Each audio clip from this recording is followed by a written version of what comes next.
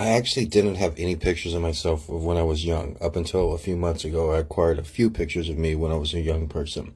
Then last week, I found an extremely rare copy of my 8th grade yearbook for sale on eBay.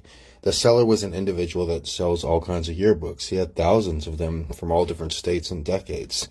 He was originally asking for $29. That's how much all of his yearbooks cost. But I talked him down to $9.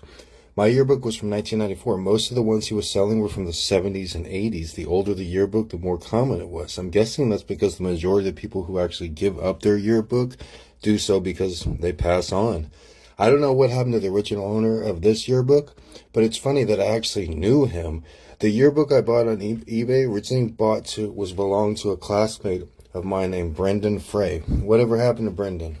And why did he give up his yearbook? I don't know, but I do know one thing. Brendan isn't at home making TikToks every day like I am.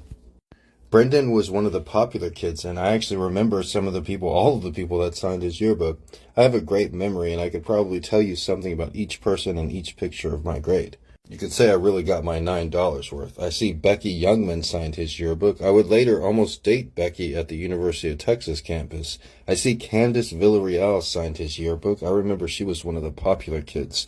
I don't think I even had a yearbook in 8th grade. Most people didn't, and I actually remember Brendan Frey was one of the few dudes who had a yearbook, let alone collecting signatures. It seemed like it was a kind of a big deal for him.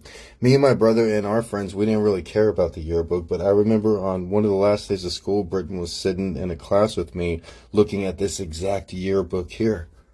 I might have just walked over to his desk back in 1994 and said, "Give me that. I'm taking it to Hawaii with me."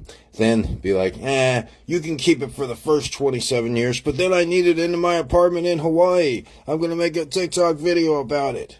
I see Jennifer Fuentes and Melissa Connors also signed his yearbook. I also got Melissa Connors mixed up Melissa Milligan, even though it's 27 years ago. One was blonde and one was brunette. In public middle school, everyone usually lives in the same neighborhood, and that's what the case is here. All these people, we all lived in the same area. Comparison is the thief of joy. So I don't actually want to know what became of all these former classmates. Maybe part of me is scared I'm not living up to their expectations or their level. I imagine most of them started families. Some of them didn't. Some of them are probably no longer alive, believe it or not. I'm probably the only one in Hawaii, and I probably have more cats than any of my former classmates. I don't know if that's something I should be proud of.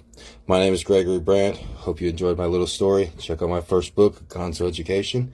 Everybody have a great day. Aloha. Go Bears.